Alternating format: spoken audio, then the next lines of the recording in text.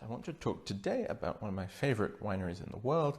It's Champagne Olivier Collin, where Olivier Collin, I think today, is very much acknowledged as one of the stars of the Gros Champagne movement. But equally, I think the discussion about Olivier's wines could be a little bit more nuanced in two respects, really.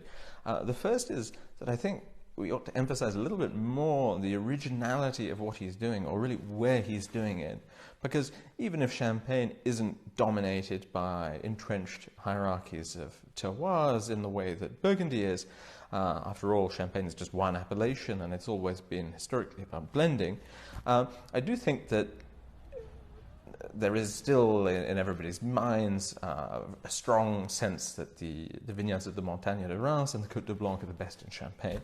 And Olivier Collin is making fabulous wines from places that really nobody had heard of until he started making wines there.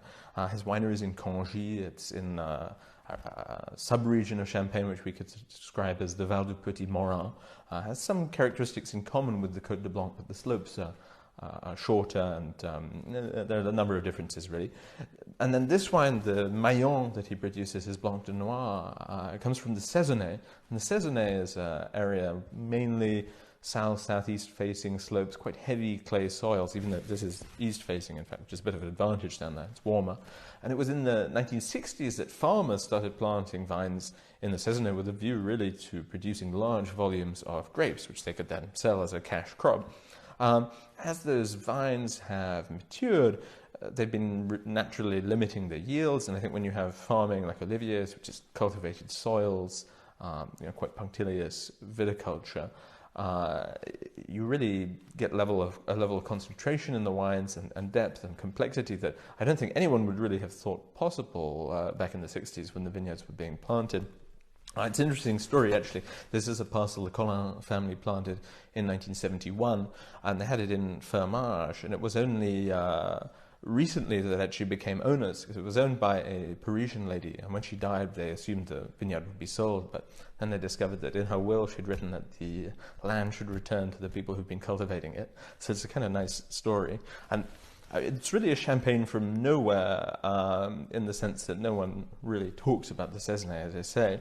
And I think that's one of the themes that unites a lot of the producers I find the most exciting in France today. It's that they're making wines that sort of transgress these very entrenched hierarchies that producers have to contend with, whether it's Cédric Bouchard also making champagnes from nowhere, or people like Bruno Laurençon in Mercurey, Jean-Marie Guffens in the Mâconnais, Jean-Marc Vincent in Saint-Tenay. These are producers who are doing things that no one really would have thought possible if you just believe that the prejudices that people have about the hierarchies of sight. The other aspect, though, that I think we could be a bit more nuanced when talking about Olivier's wines is the sort of technical evolution that he's seen over the years, because his family had been making wine in Champagne or owning vineyards there for a very long time, but when he was a young man they were leased out to Pommery, and so he did a law degree and a BTS, it's a viticulture qualification, in order to be able to get back the vineyards. Got control back 2003, it's all wiped out by frost. So 2004 was his first vintage, and he'd done a stage with Salos in 2001. He's been barrel fermenting the wines from the beginning, but it was only in 2009 that he started using both reserve wines and then also topping up the barrels. So before then he'd been not topping up the vin clair as they were aging, and I think often there's a slight biological aging component to those earlier vintages. You find that very much in 2008 today, for example. And they've evolved faster than the wines that have followed. Increasingly also he's maturing his reserve wines in big foudre instead of standard Burgundian barrels. And in addition to that, I mean, the dosage is still well below 3 grams for everything, but there's a little bit more for some of the cuvées, sort of 2.5 grams rather than 1.5, that sort of thing. I mean, not very much less sugar than most négociant champagne. But his logic is to make the wines a little bit less elitist, and he's come to, I think, really mature in the way that he thinks about wine.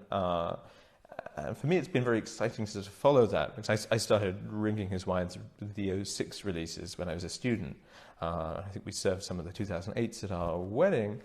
And the progression each year, the seriousness of what he's doing seems to increase. He's laying down more and more stocks of reserve wine, just starting from scratch. I think he now has the equivalent of about 5 vintages in stock. And every release, as I say, seems to be more and more compelling. So a very serious producer, and I hope people will reflect on quite how exciting he is and quite how original he is.